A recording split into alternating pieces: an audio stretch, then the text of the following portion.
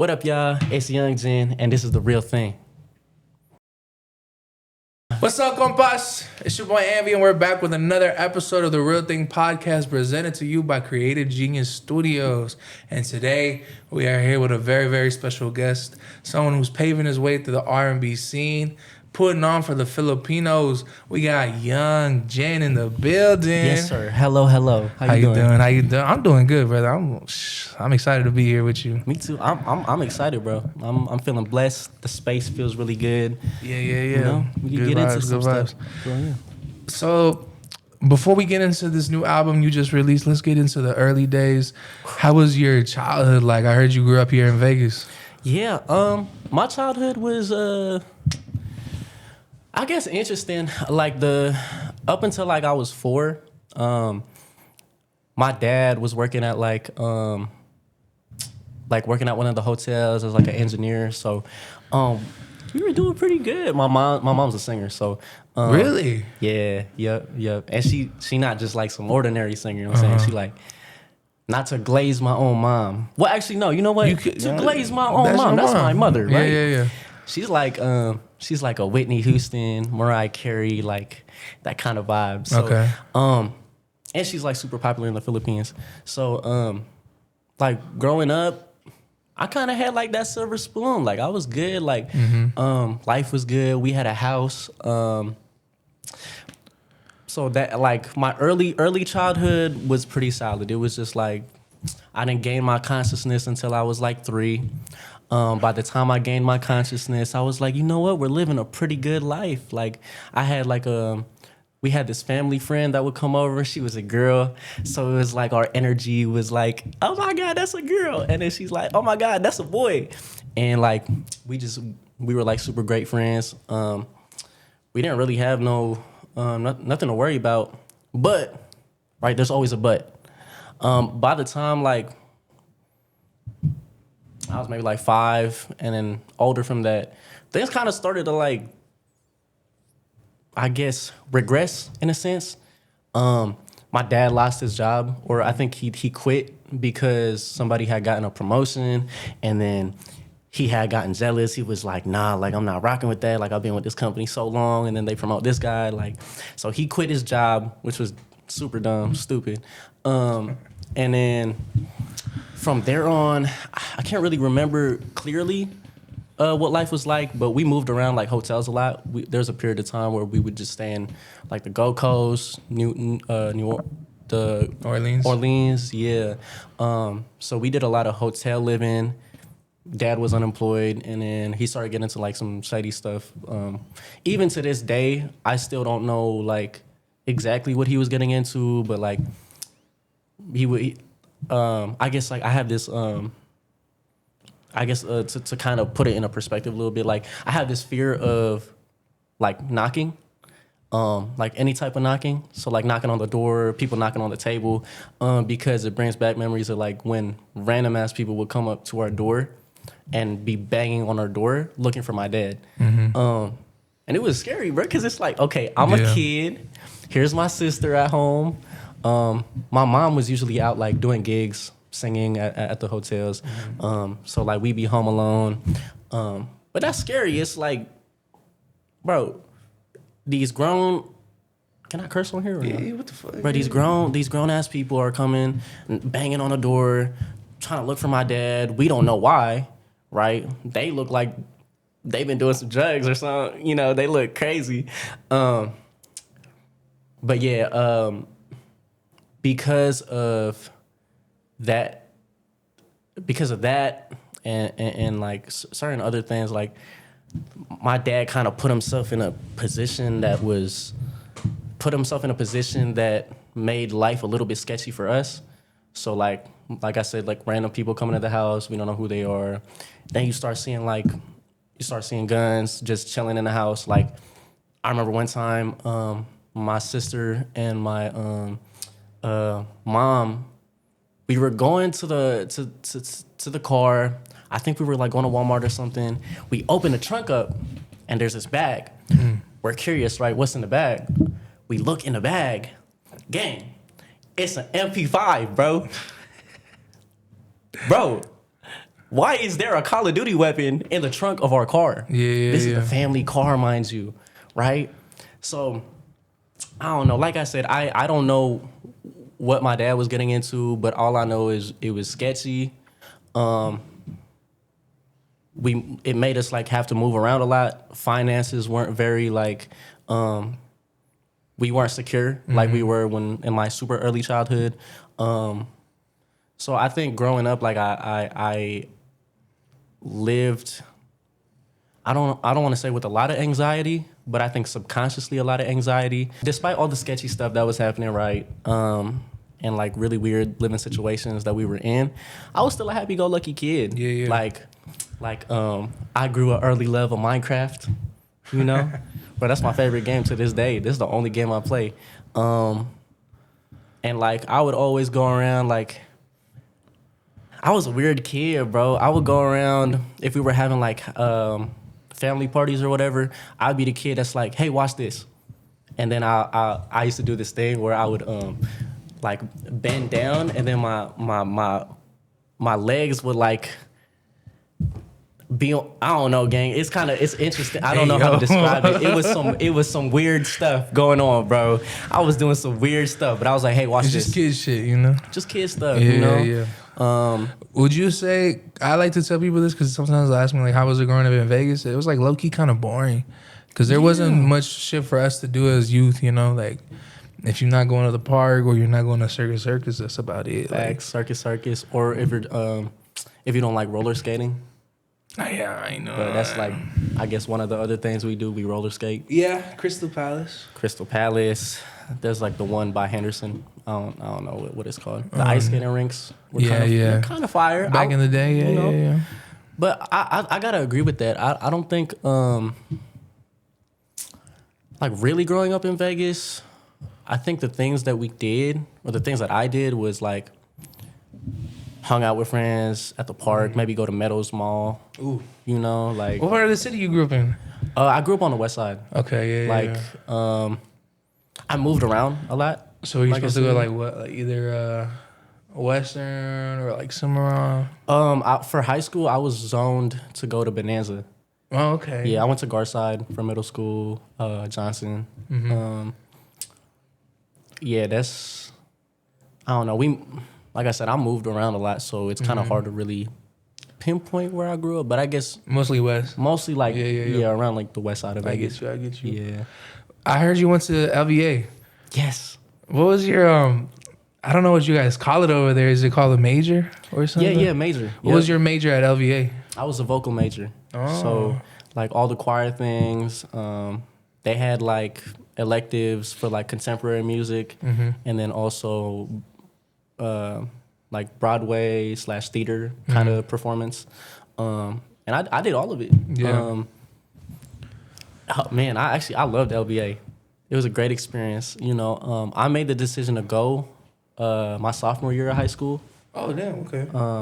So I came in a little bit later than people usually do. Yeah. But I made the decision because I was going to Spring Valley, and I just felt super out of place. That's the one with the grizzly bear, right? With the grizzly bear. Yeah. Yep. I felt super out of place. I had acquaintances, you know, but I didn't really feel like I had friends. And it felt like everybody in the school was kind of clicked up and they knew like who they wanted to hang out with. So often like I would find myself sitting alone or like... You was the odd man out. Yeah, I felt like odd man outed. I don't know how to put that. But so because of that, I was like, you know what? Well, I know I really like music and I want to pursue a career in music. So I had heard about this school from my friends back in middle school that did all types of arts. So like LVA has dance majors, visual arts majors. Yeah. instruments, all that. all- yeah, I know because a instruments. lot of my friends, me too, like I had the same background where like a lot of my friends were involved in music. Some of us were either in guitar, orchestra, or band. Yeah. One of my homies, he auditioned because he used to be really good at playing the trumpet. That fool was super multifaceted. That fool pick up an instrument he knows, like. That's dope. But he I didn't love get people in. like I don't that. know how, but What? no way. He went to DP instead. I was like, fool, you could have been out there What? trumping it up. You over here with fucking hood rats and like Yeah, that's condoms in the bleacher. Like condoms in the bleach was crazy. Nah, he sent me that Snapchat photo. I was like, oh What? no way, DP dirty way. If you went to DP, you dirty way. Gang. I didn't know y'all got Dirty. down like that. Wow. DP Yeah. dirty way. DP dirty. That's that's But what I'm from the Pines? north, so I'm biased. You know, I go see Springs, but Oh, you know. oh, okay. North side represent. North side, you know, okay, North side okay. finest. Hey, we see you. We see you. Yeah. How often do they tell you like, you know, Neo went here? Neo went to LVA. You know what? Yeah, I think that was probably like one of the first things that people told me when I went to LVA. They was like, you know, Neo went here, but you know the story of why he got I think expelled From the school. LVA? Yeah, he did. I didn't know that. Tell me about it. Yeah, so okay, boom. So I think it must have been like his freshman or sophomore year, because I know he didn't graduate from LVA. He went to LVA. Yeah. From what I heard, is that I think Neo accidentally broke one of the windows in one of the classrooms of the school. I don't recall like what people used to say like he did, but he broke the window somehow, and then because of that, they expelled him, which is crazy to me because it's like it was an accident. Yeah. You know, I've seen worse.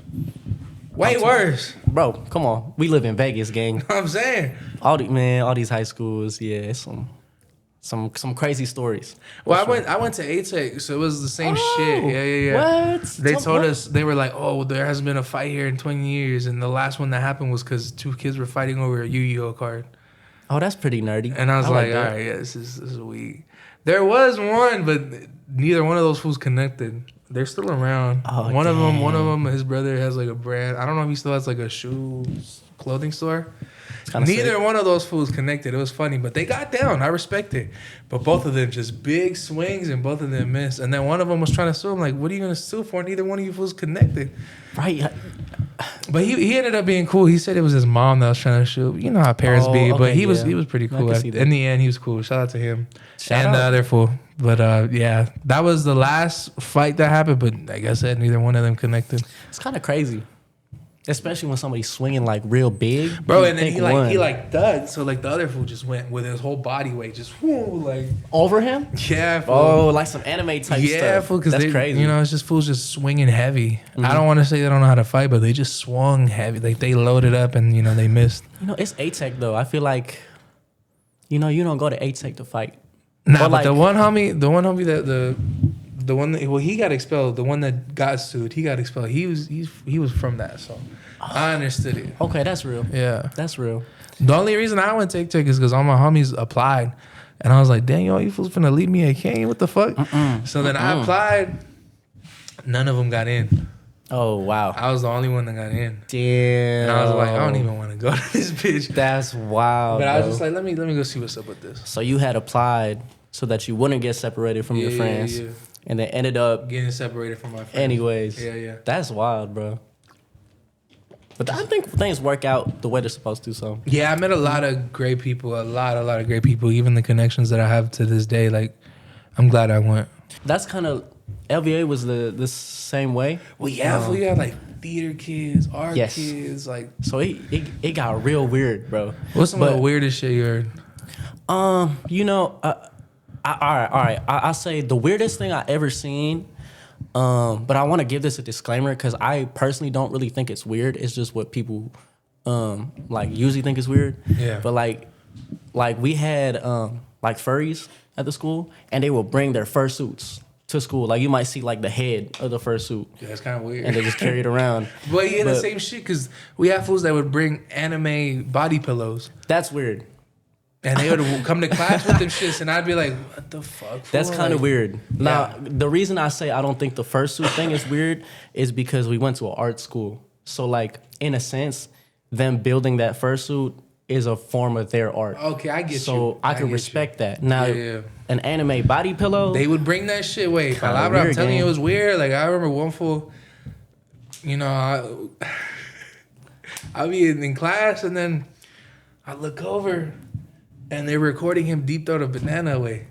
What? And then I'm like, no way. What? Yeah, wait. And then I ran into him years later and I was just like, what the? He worked at a barber shop. I was like, man, don't make that shit. He was like, is anybody else working? I had to leave. I was like, don't make that shit. Cause what, gang? Wait, he was doing it at the school, He or was showing it off. oh, he had recorded it himself. Nah, he was demonstrating. He's like, look what I can do. Whole banana.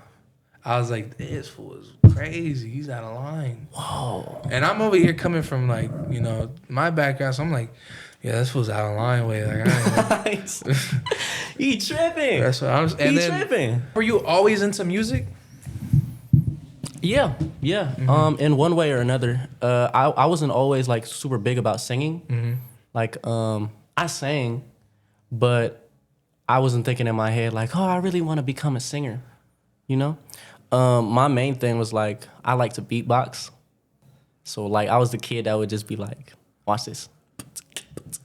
Like now I would do some more intricate stuff, but like you get the point. Like I get you. I'll be beatboxing, and then from there, like it turned into rapping because, shoot, we're in middle school, we're at the lunch table. What are we doing?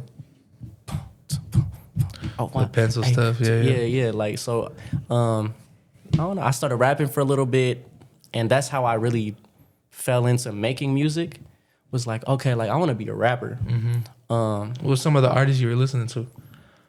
I was super into X. Oh yeah, of course. But you know, everybody was into X. Yeah. I really liked X. I was super into like boom bop music. Boom so bap? like boom bap, yeah. Like the New York stuff. Yeah. But Hated that shit. I don't really for real. Yeah, wait. What? That's Me hard, personally, though. because like that shit infiltrated like the West Coast Latino music scene, like a fucking virus way. Like Oh, it was. You felt like it was played out. it just like, sucked way. Like none of that shit is playable to this day. Like you know, I listen to some of the artists. Like I love this artist named Devour. I love his new shit. That boom bap shit had to go away. That shit was not it. There's this other lady. Her name Reverie. She cool. I like her aesthetic. I like what she stands for and stuff. But that boom bap shit gotta go. Gang, that I feel like that stuff is hard. I don't know. Like I feel like when you're coming from like a complete like rap hip hop sense, like Yeah. I respect it because you know it's like you know the foundation of it. Like yeah. the founding layers. Without that, there's no like you know Wu-Tang, all this. But Yeah. I want to drive around listen to it. No. Okay. I mean, I could respect that. But I'm the same way with like G-Funk in like the West Coast. I don't like G-Funk. You don't like music. G-Funk? Nah, I should play that way. Bro, what? There's elements of it. Like I love West Coast rap, sounds with. I love West Coast beats with like synths in them. I love a good synth. Okay, yeah. But like, Rock you with know, that. if I go to a car show and that's all they're fucking playing, I'm like, yeah, it's not going on the What? playlist. No. You don't like G-Funk? Nah, wait, I'm like Otigrito. Otigrito hates G-Funk too. Okay. You seen that clip where he was like in Arizona or something and he was talking to the DJ and he was like, bro, This shit just you're went trash. viral. Yeah. He said, go back to the garage. What are you listening to nowadays though? Me, I really just listen to R&B music, to be honest with you. So you're not one of those people that be like, oh, I don't listen to the genre because I don't want to get inspired by somebody else. Nah, I never really understood that perspective. I just really love R&B music, and that's like if I'm driving around cruising, like okay, let's throw on some R&B. If I'm partying, let's throw on some R&B. If I'm at home, let's throw some like R&B on. Like I just really like listening to R&B music. What's the song you're jealous somebody else made? Folded. Oh, that's a good one. Folded, Out the Window. Yeah. Take You Down. Yeah. Ooh. Really wanna take you down. Yeah. Chris Brown. I listen to that shit. I'm like, Ooh, fuck. I wish I came up with that. bro, it's a lot of Chris Brown songs that I'm like, ooh, I wish I made that. Ooh, you know, one that I really wish I could have gotten. All That Matters, Justin Bieber. He said, oh, na na na na na na na na. I don't know the lyrics, but I know the melody. Yeah. And that's like, I'm not gonna lie, that's like probably my #1 song right now. I mean, you're getting their way because a lot of Justin Bieber stuff is like presented to him. Yeah. So has that happened to you? I know you're. Yeah. When I did my research on you and I looked at your album, I saw you were signed to Empire. Yes. Are you signed to them? Is it distribution? What's the deal like with Empire? It's a partnership deal with them. Not just distribution. It is like a record deal. They handle your marketing or something like that. But how it's laid out is it's a partnership between my label, which is Forever Young, the name of the album. Yeah. / the record company, which is my business partner's record label, and then / Empire. So I want to get like. You met with Ghazi? Yes, I have. You know, he's very tall. Is he? Bro, I think he might be one of the tallest people that I have ever met. How tall is he? He gotta be like 6'5" or something. Something like that, bro. But he's tall.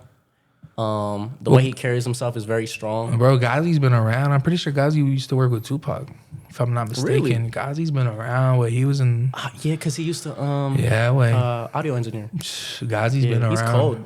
He's super cold with it, too. I always hear about him, because a lot of the West Coast artists are signed to him and stuff like that. Yeah. One memorable lyric I hear is from Big Sad. He's like, tell Ghazi I need a him. I love Big Sad. You should work with Big Sad. You guys are label mates, basically.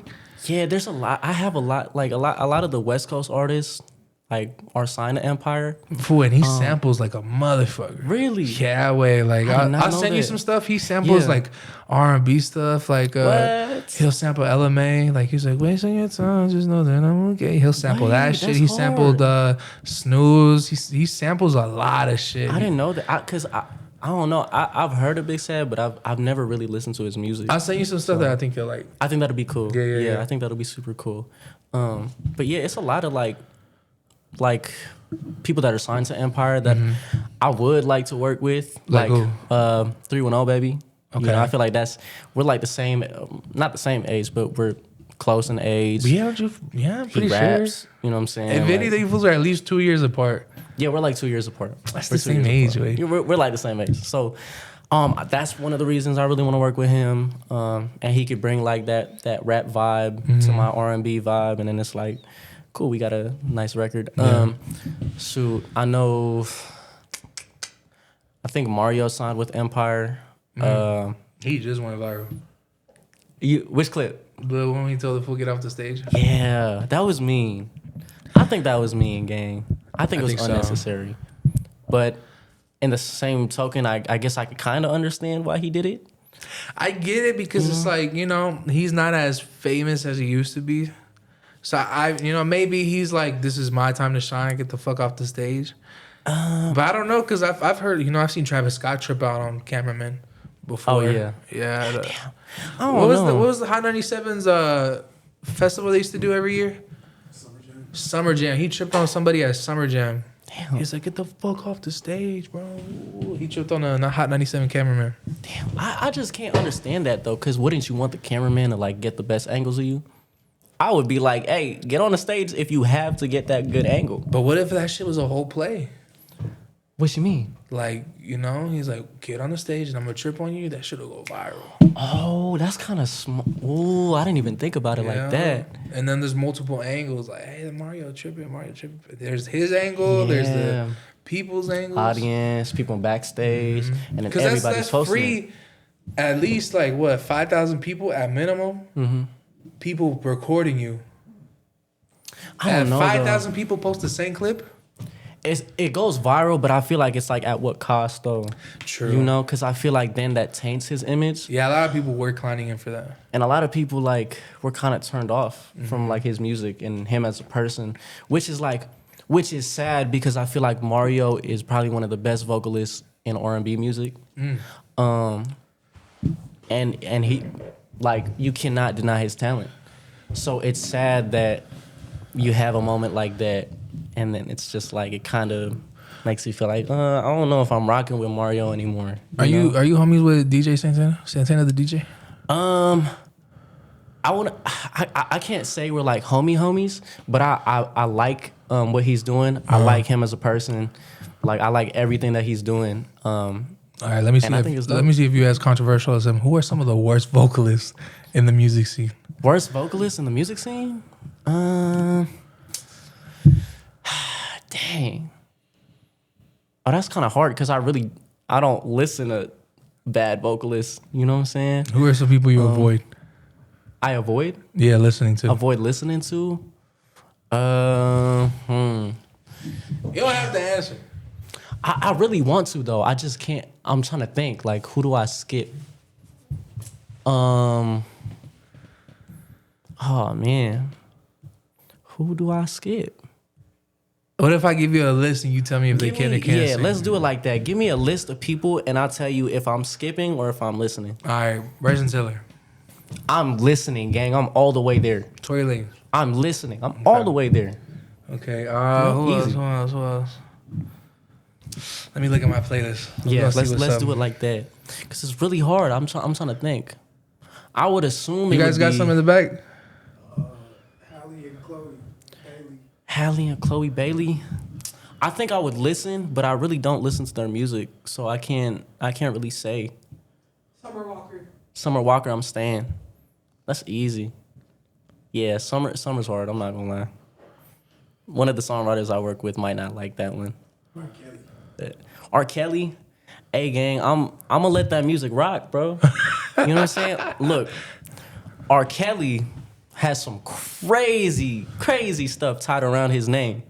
But, like I said, I'm one of those people, like, if you can't deny a person's talent, you cannot deny a person's talent. I'm listening to R. Kelly's music, gang. If it's on, I'm going to listen to it. I'm not going out of my way to play R. Kelly, but I am going to listen to an R. Kelly song if it's on. Lady Gaga, I'm skipping. Sorry, gang. I just don't. I like Lady Gaga. She got some good music, but it's just like it's not really my style. Yeah, I liked when she linked up with Bruno Mars. Other than that, I'm not listening. That was gold. Yeah. That was pretty nice. Brent Faiyaz. Brent Faiyaz. I'm listening, bro. I'm listening. I went to his concert. That microphone was motherfucking on. It was on? Man. Really? But zero interaction though.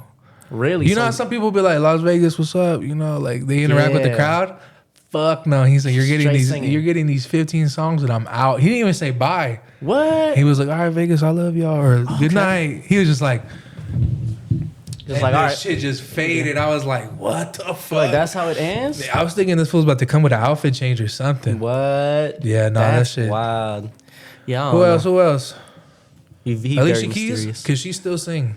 I'm keeping Alicia Keys on. Keisha Cole. For sure. Keisha Cole, yeah. Today, not 06. Today, I don't even really know what her My girl be songs are telling me today. she blew her voice out. She can't sing the same. Yeah. I just saw her live at the Brandy and Monica concert. She was doing pretty good. She was doing pretty good. Yeah, she sang Love. This might be controversial. Well, what do you think? Okay, I'm not gonna say it. What do you think about Toni Braxton? Toni Braxton? Can she sing? Oh, damn, gang. What was her most popular song again? I don't know why. I'm blanking. Y'all blanking too? No, I ain't blanking. I don't want to get into the debate. I'm gonna let y'all. Oh, she's like, okay, I'm gonna let y'all rock. Hold on, let me. I don't think she can sing, bro. Nah, bro. Really? I think she has one of the worst voices I ever heard. Toni Braxton? I'm speaking because I'm on her residency, Uh-huh. and my mom's a fan of her, and I heard her growing up, but I heard her no backtrack. She can really sing. She can You really think so? She sing? can really sing.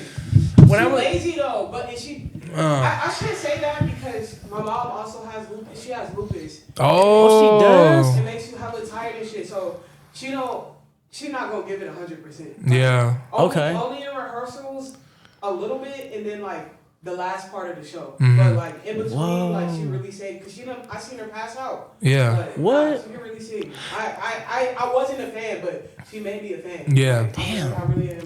I wasn't a fan because like I was making a video for Bravo Tickets and I just heard her sing because this is when she was coming with the New Edition tour, and I was just like, this does not sound good.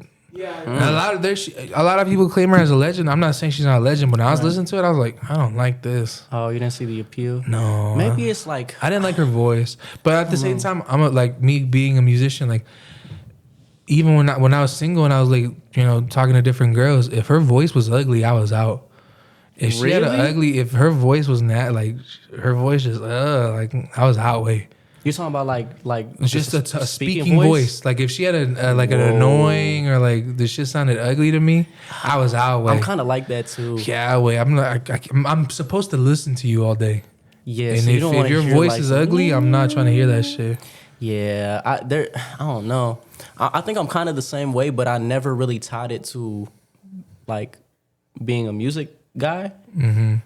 But That's why sense, I would though. tell people and they'd be like, "Fool, you're weird." I'm like, "All right, fool. That's why your bitch sound like that." Yeah, but I don't me, know. like my bitch has a pretty voice. Has to. Yeah, it's certain voices are just like Like I don't want to hear you talk. Like when Mariah the Scientist speaks, I'd be like, hell no. I ain't Really? listen to that all day. Beautiful singing voice. Yeah, But but when her she's speaking talking, voice? I'm like, fuck no way. How you listen to that? You know whose voice I really like? What she say?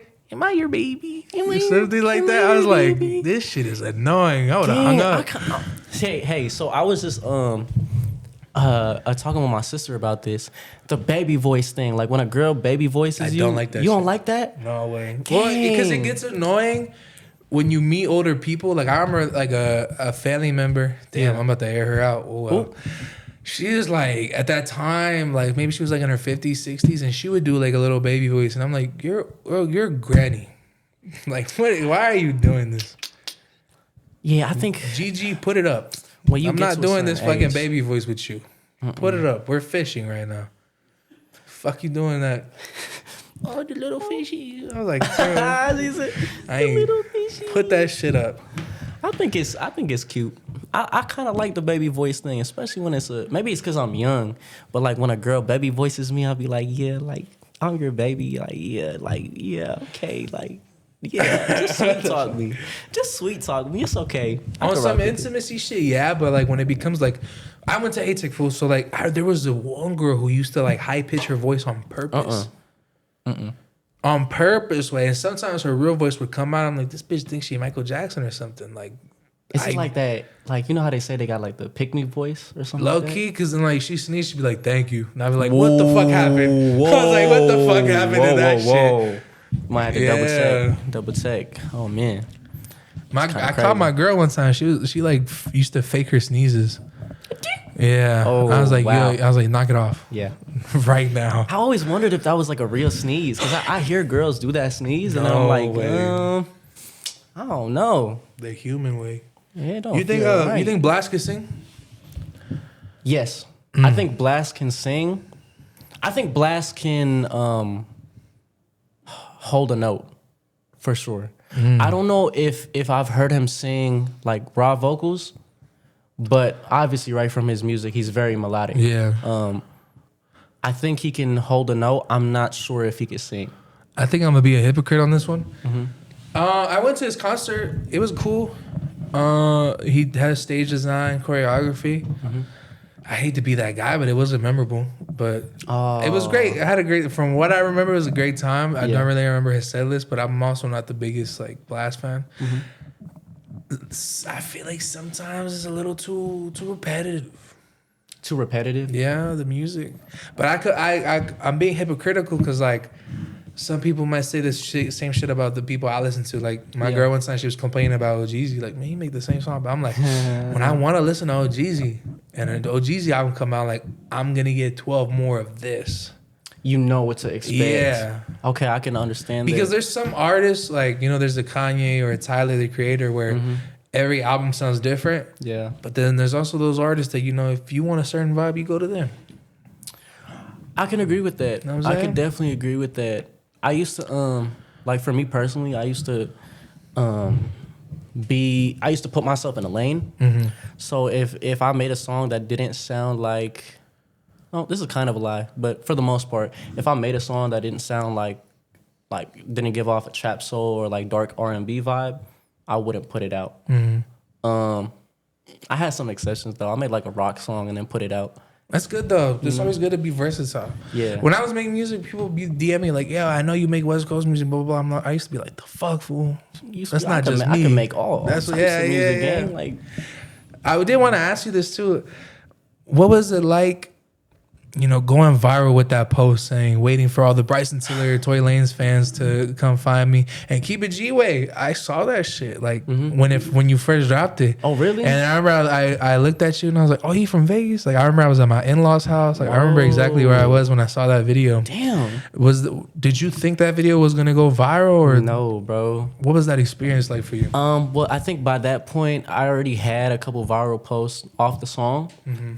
That was going viral, 6 in the morning. Yeah. Freaked So out. It wasn't like super freaked out. Man, We'll get into it. boy. But anyways, by that point I had already gotten that initial like viral, like, oh my God, I just went viral.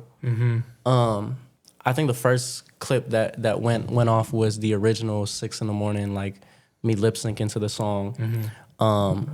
So I had already gotten that burst of like that excitement, that adrenaline rush.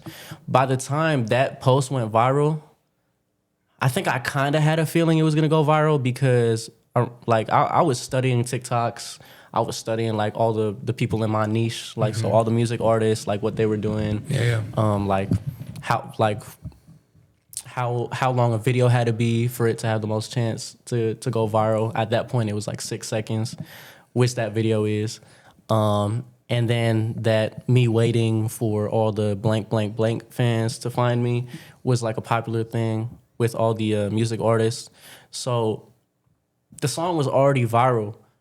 It has some motion to it. Yeah, it has some motion to it. So I was like, okay, well, I know that a 6-second post is gonna do well. I know the post is gonna do well because people are doing it in my niche. The caption, I mean. So I was like, yeah, this is probably gonna take off. But I didn't expect it to take off with 8 million views. Damn. Now, there's 8 million views on that post, 147,000 likes, couple thousand comments. Yeah. I did not expect that to blow up, gang, because it's literally me. I'm not even lip syncing my song, and I'm side eyeing the camera. But I'm being handsome while I'm doing it, so maybe it's the visual appeal. What can I say? But anyways, right? Yeah, I don't know. I kind of had a feeling that post was gonna go viral, just not as viral as it did. Did you feel the same way about the Kais on that one? I knew that was gonna go immediately because, I mean, Kai Cenat is like probably the biggest streamer, right? Other than like Speed. Yeah. So, and he does the music reaction stuff. So it's like, oh, gang, you have this clip. So it's like, of course it's gonna go viral. Yeah. It's Kai Cenat, bro. People are staying because Kai Cenat is reacting to a song. Yeah. Then they're staying because the song It's good. is talking about we go back until 6 in the morning. Yeah. And just every line is like, whoa, he just said something crazy. Oh, whoa, he just said something. Whoa, you talking about pussy now? Okay, damn. So it's like, yeah, I feel like that song was just it's a recipe to go viral. Because it's like there's like a shock factor to it. Yeah. Once you get past the shock factor, there's actual quality music behind it. yes, yeah, Yeah, I see. Do you think that method is patched? nah. You think it's still free game? No, I think it's still free game. I think that the posting thing is a little different, but the method is the same foundationally. Where like, if you have a good song, or not a good song, it could be a good song or a great song, and it has some shock value to it or something that grabs you. That could be like a really crazy riff or run vocally that you did. It could be a crazy line that you said. If it has that, and then you pair it with a visual that has some type of shock value to it, whether that be what clothes you wear, it could be. I really feel like one of the things that made 6 in the morning viral was me being an Asian guy singing that. Yeah, Because you had your lip piercings at the time. The lip piercings help. I think so. I think it helps because it's like Yeah. you don't really see like who else looks Like me. that, yeah. You know what I'm saying? But also like there's like all these stereotypes about Asian guys that are like, we're not good in bed, or like, we got like, you know what I'm saying? We're not working with much. But it's not true, gang. I'm telling you, we could be, we get down. And I feel like with that song, it just made people like, whoa. And I made that song when I was 17, bro. Really? Yes, I made that song when I was 17. 17-year-old. Yeah, I made that, bro. It was a school day. I had just gotten off of school. I was like, let me make a song. You were freaked out. Yeah, I was freaked out, super freaked out. So like, I got this baby face. I'm singing about this. I'm an Asian dude. It was all just like, there was so many like, so many factors. What is going on right now? The stars aligned on that one. You said the stars aligned on that one. The stars aligned with that song. Mm-hmm. I think so. I really do think so.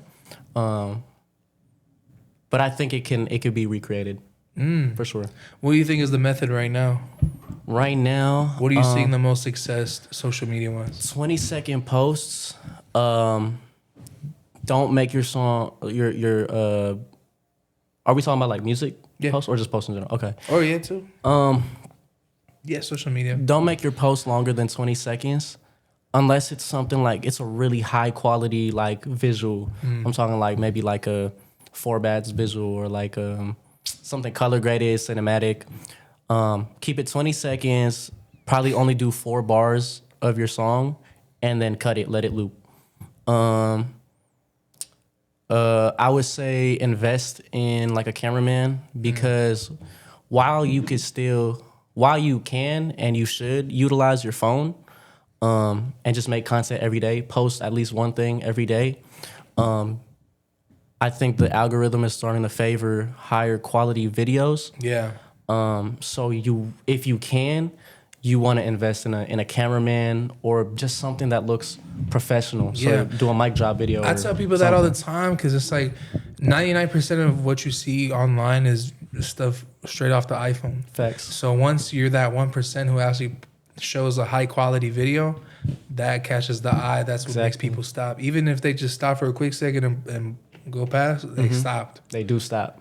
They stop. So that goes into like even like, I think they say there's 4 kinds of hooks that works with social media. So like what you just described, like that's the visual hook. If you have something that's visually like, whoa, this looks fire, or it's just like something with shock value, that's a hook. And then you have the caption hook, which is like the me waiting for blank blank blank fans to find me. And then you have like what's the other hooks? I think it's like a conversational hook where like if you pretend like you were in the middle of a conversation while like when you record your video. So you might be like, and that's why I'm saying like blank, blank, blank is super important to do or whatever. And then there's like a 4th hook. I think it's like a movement hook. So like, you know how when people got their iPhone and then they set it up in the beginning. Yeah. So like some movement will catch people's attention. So yeah, I think those are like the 4 main ones. But always utilize those for sure when you're doing content, because if you're not catching the people in the first like 3 seconds, you're cooked. So the Kais in that one was like a visual one then? The Kais in that one, yeah, it was a visual one. Because instantly you see Kai on the top half of the screen. And then you have the auditory hook, which is the song. You know, if I get to 6 and I'm on it. And then you have the caption hook. Kai Cenat reacts to Yvng Jin 6 in the morning. And then there was everything, except the movement hook. There was really no movement dancing? hook. I was dancing, so I guess that counts. But yeah, let's get into the new album. What has this last month been like for you coming up with this new album? It's been exciting, bro. This album has been 2 years in the making. Really? Yeah, we had 2 other drafts of the album with all different songs. But the 2 drafts just weren't. They were fire songs, but it just didn't feel like a project for real. Maybe like a playlist, maybe? Like a playlist. And it wasn't really like that. If I'm being honest with myself, it wasn't as impactful as the album that came out. I feel like this album really like explores like the evolution of Yvng Jin. So like that's talking like vocally, down to like how I've been living these past 2 years, you know. So it explores topics of love. The very beginning is like a conversation between me and my mom talking about like it only takes one song To change your life. to change your life, bro. Yeah. And she's telling me this, and she's like, none of your songs are trash. Like, I'm telling you, when the world catches that one song, everything's gonna be worth it. Yeah. You know? And it's impactful to hear it from her because she's coming from a space of like, she did music As a professionally, performer. like, and it was big, gang. And she still does music now. So it's like coming from somebody that's done it before, it's like, oh wow, like, okay, yeah, you're right. It only take one song. I gotta keep my head like straight and I gotta keep pushing. Cause I think all of us can relate to times where we feel like things aren't working out for us. And I think like I've had multiple moments with the music where I'm like, bro, like I'm done. Like I don't want to do music no more. Just because the journey is so hard. Yeah, bro. Like you have to really want it Yeah. in order for you to get there. Did you have these thoughts and experiences while you're signing to Empire? Yeah, if I'm being honest, yeah. Damn. So You know? you felt even more pressure, like, bro. I think, yeah, honestly, like that was one of the things that made me like kind of question if I really wanted to do music was like after being signed, it's like, okay, cool. There's this accomplishment that I've always wanted to achieve, right? Getting signed. And it's something that people dream of being able to say and being able to do. But at the same time, it's like, whoa, like I didn't realize that there's a lot of pressure that goes behind it.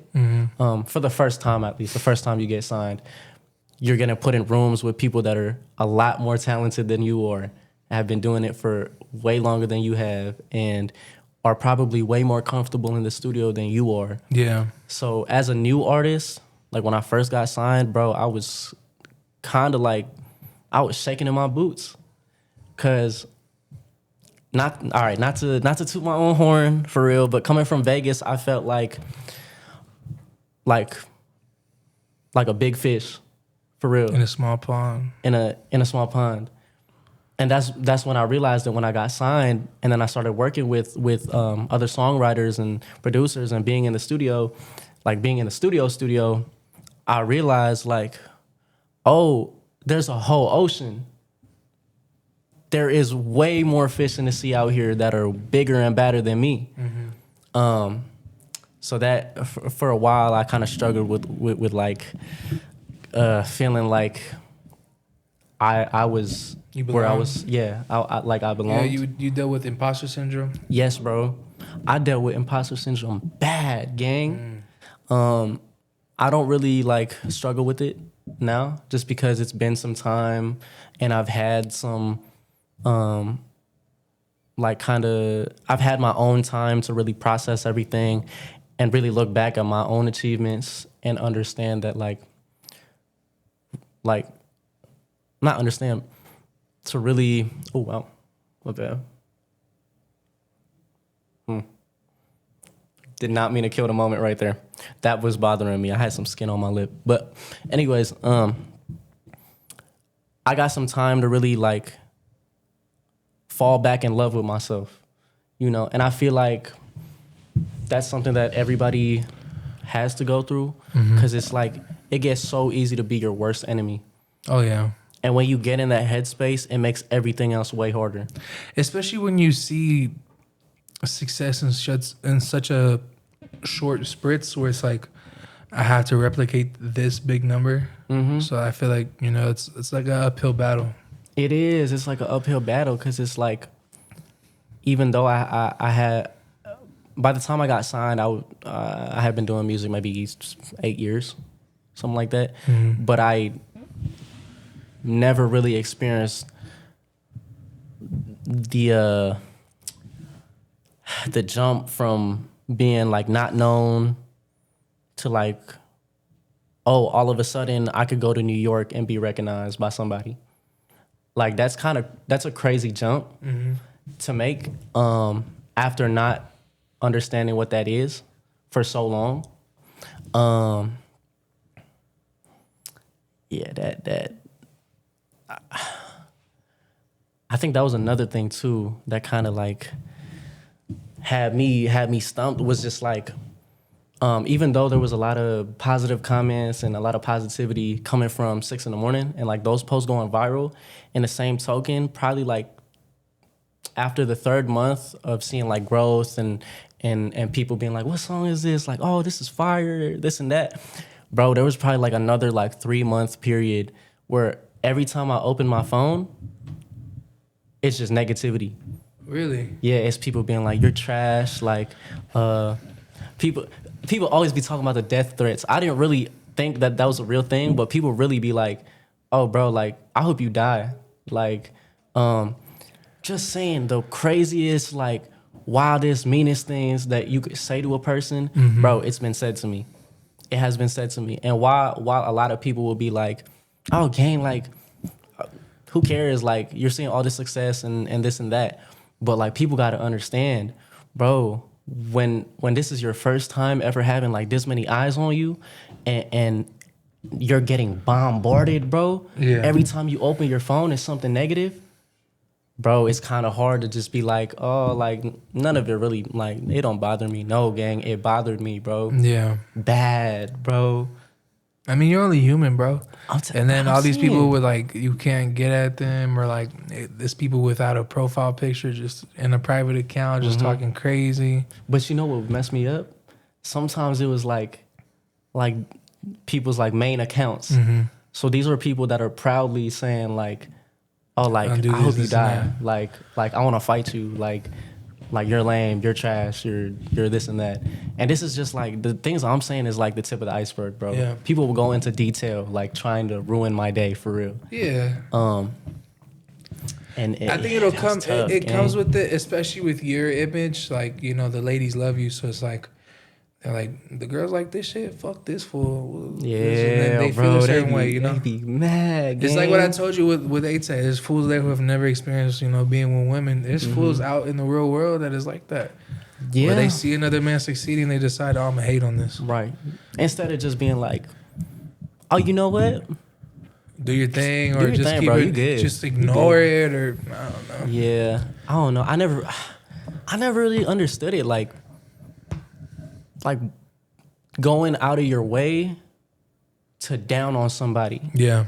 You know? Even if you do think somebody's trash, it's like, I've never understood putting the energy in to be like, oh, you're trash. Yeah. And keep commenting that, like, on every single post they put. There's some fools that they'll do it, bro, and they'll do it multiple times. Yes, bro. It's like a small thing, you know? But I came to realize some of them are trolling. Because I've had times where, like, I'll respond nice back to somebody and they'll be like, oh, my bad, gang. Like, I'm messing with you. Like, I'm just trolling. Or I just wanted your attention. Blah, yeah, blah. Like, I've had that happen. Yeah. So sometimes that's really what it is. But other times, like, people are like, for real, like, oh, like. They hate you for whatever reason. They hate you, like, for no reason. Yeah. And I don't know. I mean, it don't bother me now because I've had that exposure now. So it's like, okay, like, I can tune it out. It ain't no thing. Yeah. But yeah, bro, I think, I don't know if anybody ever really talks about that first initial, like, when everybody's eyes is on you, and then, like, at first you're feeling all the love, and then feeling all the hate. It's a cycle. It's at first they love you, and then they hate you. Yeah, that's weird. That's really interesting to me. Yeah, I don't know. It happens though. You'll get it back. It happens. Let's get back into the album though. Yeah. I feel like when I was looking at the cover art, it reminded me of like a 2010 Justin Bieber vibe, and then I feel like you weren't making, you know, R&B music that is like, how do I say this? There's like a certain sound for R&B right now. I feel like you went in a whole different direction on it. What was the thought process behind the sound that you chose for the album sonically and the cover art? I guess I'll start with the cover art.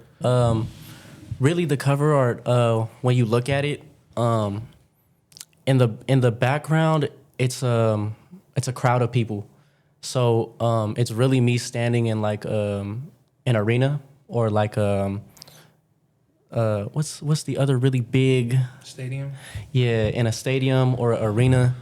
And then you have the purple like storm in the background, and that's kind of just like a storm is brewing. Like that's kind of the thought process behind it. And it's really just a manifestation, I feel like, of where I want to take the music. So it's like at some point I want to be in a stadium. Like that's the goal, is like worldwide. I see it now. At first I thought you were on like in outer space. Yeah, it has the outer space vibe. Yep. Another thing too is like when you look at the cover and you don't know who I am, it's kind of like I don't think you really get R&B vibes from it. If anything, like if you look at the font, it's more like rock, like I'd say edgy, like a pop, yeah. You know, kind of vibe. I'm telling you, it gave me like Justin Bieber 2010 vibes, like when he was It gotta be in the that purple. Yeah, it's the purple. Yep. But yeah, that's basically what the cover art is just like it's me manifesting and me kind of just like visually putting out that image so that it's like something that like I can look at and be like, okay, we're gonna make that a reality. Like that's gonna be real. But when it comes to the sound of the album, like you said, sonically we went a different direction than like a lot of R&B songs now, but I feel like we still stayed true to that R&B vibe. Really, with this first album, we experimented a little bit. So like Nobody, one of the tracks off the album, is really like a pop song, me kind of navigating that kind of lane and seeing what I would sound like if I delved into the pop world a little bit more.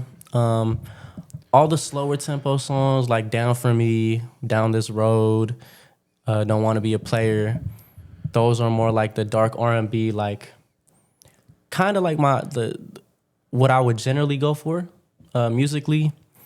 Kisser is like pop R&B, so like more of a Chris Brown, like up tempo, like song you could play in the club.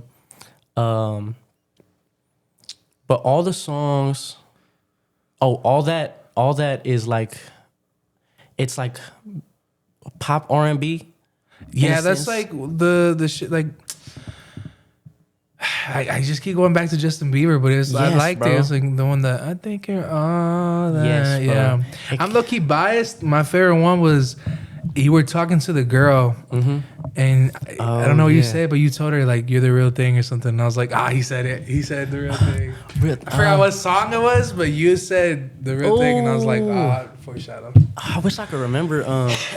Which one that was. See, it's not just me. Dang, gang. Oh, I can't even remember what song that was. I'll find it. I'll send it to you. Got to, yeah. Because if I said the thing, then the real thing. The real thing. That's why I was so biased. I was like, yeah, he was like, this is the one. This is the song. But no, yeah. I think the approach to this album was like that Justin Bieber-ish approach, K-pop-ish approach. Puts You On is like one of our like K-pop-ish experiments. A lot of the album is me delving into the more pop lane, while still having those R&B songs, those R&B songs that I would generally make, because I wanted to experiment and I really wanted to, I guess, show off some versatility and also reach a new audience, in a sense. Because really my goal at the end of the day, I feel like, is going worldwide. When I first started, it was like, I just want to be big in Vegas. oh, I just want to be big on the West Coast. Yeah. Like, I just want to make West Coast music. And then after I met my business partner, Kevin Wales, kind of opened up my eyes a little bit that there's a bigger world out here. And he was telling me that. He was like, bro, like your potential is crazy. Yeah. Like you could be a worldwide superstar. So why not aim for that? So with that being said, like that's why we went kind of like a pop approach. We delved with the K-pop kind of sound. It was a lot cleaner. It was more of a commercial approach, I would say. It was a commercial approach. Is probably what I would say, yes. What was the inspiration or thought process of making Nobody into a Tagalog version? Oh, yeah. Well, like I said, Nobody was one of those songs where I was experimenting with being in that pop lane. So it kind of just felt right to make like the pop song the one that we translate, right? And also it's like Filipinos have this like, we have a culture thing where like we sing to like girls as a way to court them. So like we're super big on like romantic stuff, right? Yeah. And Nobody, while it is like a pop song, like turn up, like cool. It's still romantic. Like It's a romantic song, things. you know? And the breakdown at the end of the song really helps to highlight that. The bridge, I mean. Because like the music breaks down and then you have all these like orchestral kind of vibes going on. And it sounds super big. And then it's like the lyrics or like... every time you come, you give me ecstasy. Yeah. If you company, like it's just really a confession. Yeah. For real, of just being like, hey, like nobody else makes me feel like you. Like I'm in love with you. Like you know. So because of those two things, like intertwining, where it's like, okay, Filipinos, we're a romantic people. You know. Let's translate Nobody. You guys love karaoke. We love karaoke, gang. We love singing. All of it. I know. I know a lot of Filipinos, they love karaoke. There's one homie, he's Filipino, he be doing karaoke and like singing with the ukulele. That fool's trash, like. What? The homie trash. Like, He can't. You don't think he could really sing for real? I'll show you. I don't think he can sing. I'm curious. The homie ugly too. Damn. Shout out the homie. Damn. Shout out the homie though. Shout out the homie. It's the effort that counts. You know, if you're enjoying it. You know, he got some balls. Put that shit out. I'll be like, all right, cool. Respect it, but shit his ass. Don't do it again. You know, if it makes him happy. He be doing his thing. Nah, but I really respected it. I've never seen anybody do a Tagalog version. Sometimes I'll see people do Spanish versions because, you know, there's the whole Spanish market. Yeah. But for you to do it for your culture, I thought that was really dope. Yeah.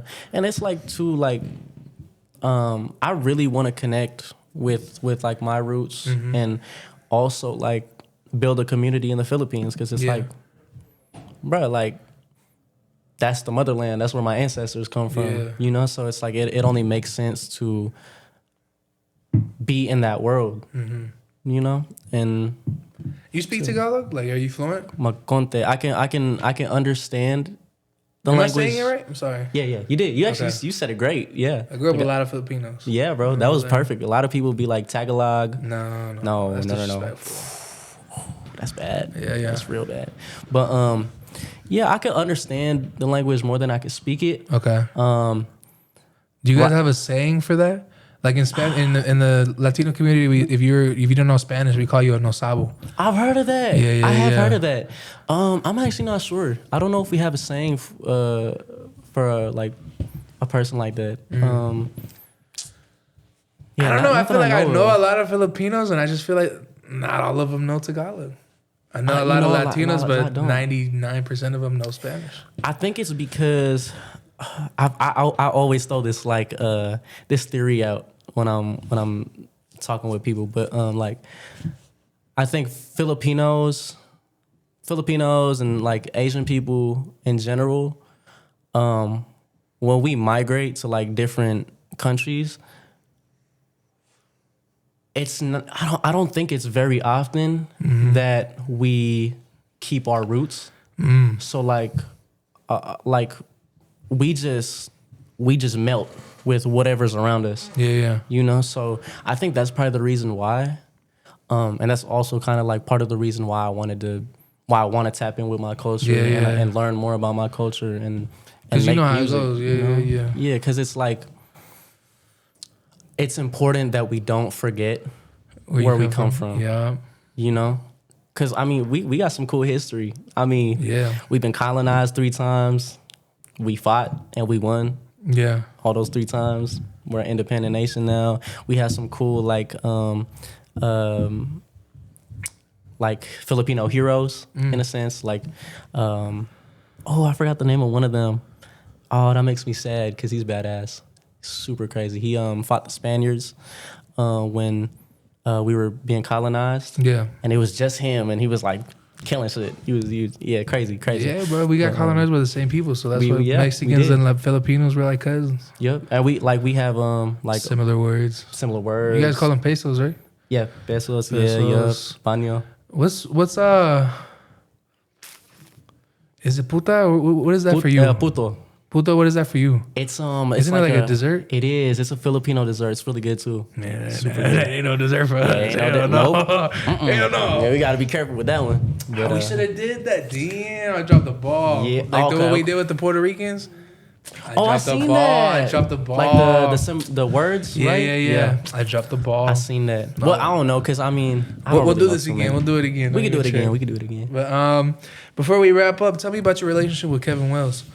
Oh yeah, man, Kevin Wells has been my mentor, business partner for the past like 2 years. Mm-hmm. Dude is super great. He's worked, or I don't want to just say just worked, but like basically like the mastermind behind like Boys to Men, 112, Jagged Edge. Shout out 112 and Jagged Edge, by the way. I got to meet them, and hey man, I love all of them. Their vibes are great. Super welcoming. They embraced you. Great guys. You said, huh? They embraced you. Yeah, they embraced me. That's for dope. sure. That's Yeah. dope. Shoot, I was just in Houston with Jagged Edge, bro. Yeah. We went to the club and bro, wait, you went to the club with Jagged Edge? Yes, bro. And I'm chilling in the section with them. And man, I'm with oh man, I'm still kind of fresh, so I haven't really been able to tell the difference between Brandon and Brian, because they're twins, right? So, but I'm in a section. One of the twins. One of the twins, bro.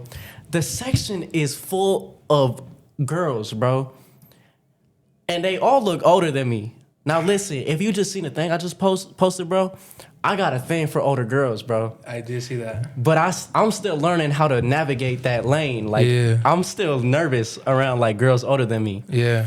But so I'm in this section, bro, with one of the twins. The girls are surrounding us, bro. And I'm like, what do I do right now? Like, because these girls are very obviously there for one of the twins, right? But so I'm just like, okay, you know what I'm gonna do? I'm gonna just get drunk. So Don Julio, I think was the only drink that we were getting, and there was bottles of Don Julio. Bro, tell me why. I really wish I knew if it was Brandon or Brian, but one of the twins, bro, hands me a Don Julio bottle because I think he senses that I'm like, I'm kind of like a deer in headlights. I don't know what to do right now. Yeah. So he hands me this bottle. He's like, Jin. And it's a whole bottle. It's unopened, bro. By this point, I'm already drunk. So I'm twisting the cap. And I'm like, damn, why is this not opening? Bro, the plastic is still on the cap. But I pass it off to him. I'm like, bro, like, why is this not opening? He's like, Jin, hold on. So he takes a bottle from me and he opens it, bro. He takes off the plastic. I'm like, bro, I'm messed up, bro. Because I didn't realize there was a plastic on it. So he passes me the bottle back. And then I'm like, all right, I'm gonna just waterfall this. Bro. I waterfall the bottle and then I pass it back to one of the twins. And then Gavin next to me is like, bro, next time you ever get handed a bottle like that, offer the girls next to you to drink with you. You're supposed to pour in there. Gang, that's what I'm saying. So I missed the ball. I was like, That's your entrance. That's your key. I was like, yeah, I think that's what he was trying to set up too, but I didn't catch it because I was just like, I had no idea what to do for real. Fool, And you know need what some older homies, fool. You know what I'm learning now, bro? The older girls are the same as the girls my age. Yeah. I literally like. There's really no difference they're in thirsty. the approach. Yeah, you just talk to them. I didn't realize that. That's anybody. I didn't know, gang. I don't know. He was aura farming. I was aura He was in farming. the You know what I'm back, saying? I had like, my braids done. One of them gonna notice. Had my bucket hat on. I'm sitting with jagged edge. I'm chilling. These girls are probably like, who is this guy? Who is this guy? Yeah, I don't know. That was a funny experience. But I learned though. Next time I got a bottle, hey, who's trying to drink? Yeah. Who's trying to drink? That's Who's the trying to one. turn up? That's the way. That's the way. You know, so Before we wrap it up, I got one more question for you. Mm-hmm. You with your image, how hard is it for you to start dating or anybody take you serious? I know they probably see it online, like, nah, you be doing this with girls, or nah, you probably got hella girls. Woo, woo. You have the image of a ladies' man. How hard is it for you? Or are you even looking for that? Nah, man. So I guess to kind of like intertwine it with the album, I was in a 1.5 year long relationship. That's what you were talking about. On and off. Yeah, a lot of these things, yeah. I was like, who the fuck is he talking Yeah, a lot about? of them songs, bro, Down For Me, Down This Road. Down This Road was really me, like, being like, hey, like, I rock with you. I love this relationship with you, but I can't be in a relationship if I want to achieve what I want to achieve. Yeah, especially with, you know, the things you got going on. Yeah. So I think it's very easy for me to, if I wanted to get into a relationship with a girl, to have like a cool relationship. I mean, a lot of girls will be like, oh, like you're flirting with girls, or like, oh, you're singing to this girl, or oh, she's hugging on you a little too tight or whatever. But at the end of the day, bro, like, she's still gonna stay. You know what I'm saying? Like, that's really never a huge issue in the relationship. But for me, like, I'm just not I'm not looking for it. I enjoy being single. I enjoy having the freedom to do whatever I want whenever I want. And you know what I'm saying? I like to flirt. I like flirting with girls. It's fun. Yeah. It's fun. I mean, I'm never really like trying to get in a bed with a girl, for real. Like, if it happens, it happens. That's cool. I just like to flirt. It's very fun. And yeah, I don't know. I like it. I think it's fun getting the smile, and then like she might be flirting back with you, and I don't know. My biggest advice to you would be, do your thing, do what you do. Just be careful what you post on the internet, because I went down that road. Like, one of my songs, I used a girl for the marketing, and then it fucked up a lot of shit where they were like, nah, because you're doing this, and they sent me a screenshot of it, or this and that. And then sometimes, even in the beginning of my relationship, she would like, I could tell like it would bother her, and I was just like, fool, like, it's work, like it comes with it, like this is how I did the marketing. She got jealous. Yeah, in the beginning. And I would just tell her, like, fool, like, nothing happened. Like, it's marketing. And then she would still be like, fool, it's embarrassing, blah, blah, blah. So, so just be careful. Do your thing. But you don't have to always post it. You know? Just be careful. Just be careful. You never know where life takes you. You know, you're so young already. So maybe in the future, you're like, man, fuck all this shit. I want to, be tied down. In the same token, though, I feel like too much shit might embarrass some people. Just be careful. Just be careful. That's true. Some people, but I feel like the right person is gonna understand. That. You know what I'm saying? The person that's worth being with is gonna understand that. You had a life before you guys were together, and look where you are. So it is what it is. Yeah. I think relationship is just, I'm not looking for it, but I'm here to have fun though. Yeah, I get you. I like to have a good time. So. And I got a lot of homegirls, so we could just chill, party, vibe. I like partying. Yeah, I get you. Before we leave, let me open it up to the floor. If anybody out there has questions. Kind of a two-part, I guess. What say your benefit has been like signing to a label, and then if you can talk about it, like how were you approached? Okay. Let me say for the mic, what was the benefit of signing to a label, and how was the approach? I would say the benefit is having, obviously the initial advance, right? So you get some bread to reinvest back into The craft. the craft, video shoots, studio sessions, anything that you want to do on your own, separate from like the label or whatever. You have the bread to go do that, which is super great. Another thing is like now you have a whole dedicated team for your marketing, cover art. Empire does a lot of things, so it's kind of hard to nail down everything. But like if I wanted to do merch, they have a merch department that could help get everything made. I don't have to worry about distribution no more. They'll help place your songs or your album on Spotify playlists, Apple Music playlists, radio. It really just takes off a lot of the heavy lifting that you would have to do as an independent artist, and it gives you the capital to be able to push into the market in a sense. So everything that a label does can be done independently, but it just takes the load off of you as an artist to have to put the energy into doing all that, because you can burn out very fast trying to do all of that on your own. I got approached after 6 a.m, started popping off. Was it through like a DM, email, phone call? How'd that go? I think it was either DM or email.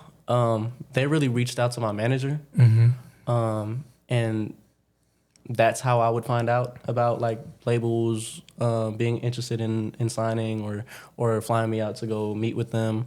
I don't know exactly if it was a DM or an email, but they reached out to. So it's multiple labels reaching out. Yeah, like we had Empire, Atlantic, and then there's a couple of other ones, but I can't really remember what they were. I signed very fast. Yeah.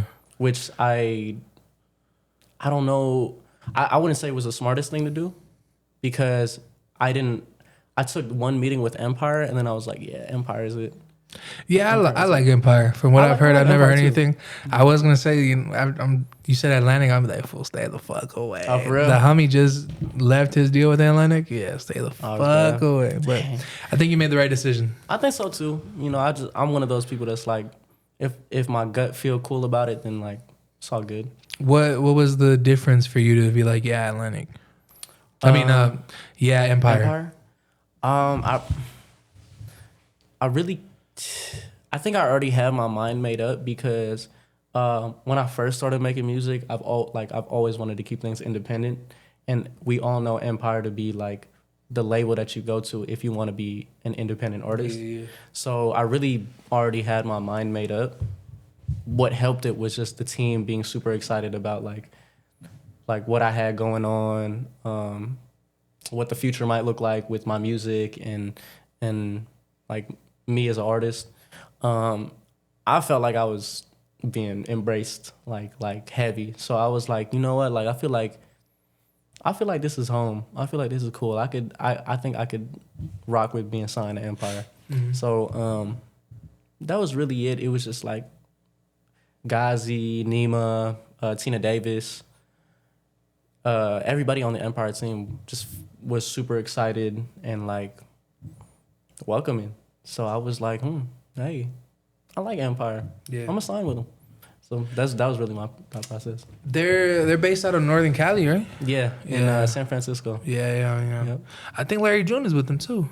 He is. Yeah. He sure is. Yep. Shout out Larry June. Larry June. I know Draco the Ruler was. Yep. I'm trying to think. Pretty much all the West Coast artists you could think of are signed to Empire. Yeah, is Key Glock still with Empire? Ooh, I'm not sure. I know Dolph was. I don't know if I'm pretty sure Key Glock is. He might. I think he is. I can't remember. Yeah, I get you. I do have one more clarifying question, just because I like to put this out. Just it's educational. Yes. So you you say independent, but you're signed. So do you keep your masters? Like you know, like what does that look like? Because earlier you said, you know, you got to deal with your label, them, like, so how is that independent for the people who may be wondering? You're signed or? So it's still independent. Even though you're signed, it's still independent because Empire, like, let's say if you were to go to another, like to a major label. You would sign as an artist. You would sign as an artist. And then this one you're signing as a partnership. Yeah, exactly. So it's like they help you with it, but they're not taking ownership of it, right? Yes, exactly. So they help you with whatever your vision is. So that's one of like the biggest things to keep in mind is like if you're an artist and you don't already have a vision for the things that you want to do, maybe you shouldn't go independent because in a sense you have no idea what you're doing. Yeah. So it's like if you have all the responsibility in a sense to like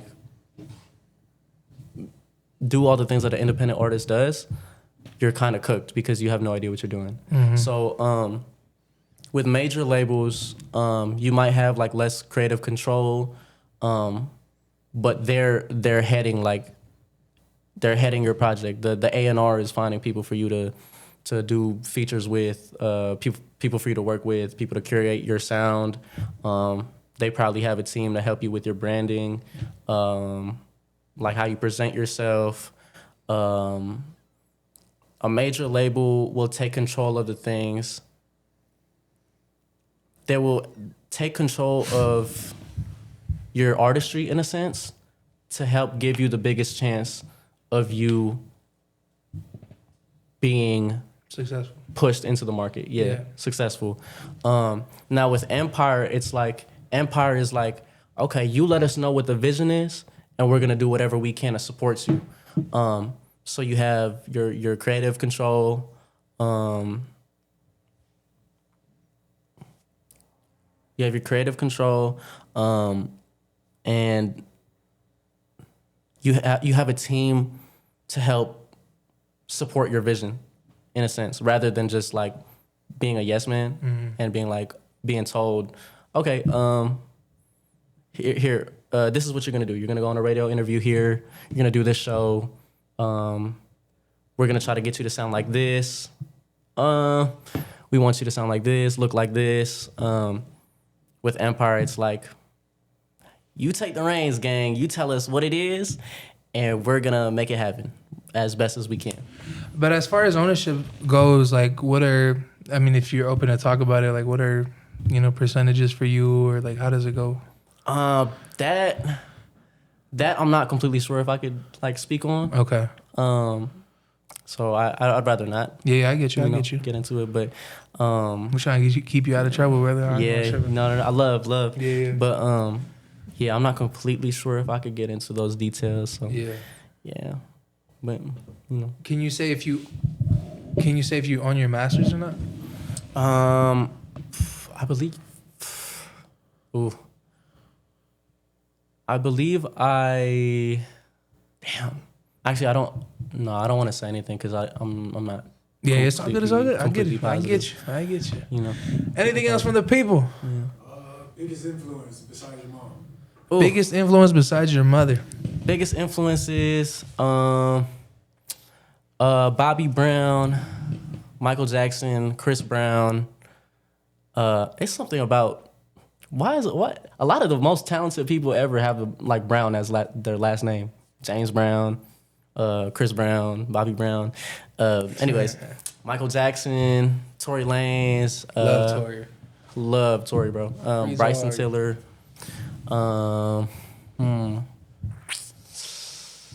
I think those are like my super main influences / like inspirations. Yeah, it's just people you're constantly in rotation of. Yeah. I fuck with that. Side note, Bobby Brown is an incredible performer. I just wanted to say that.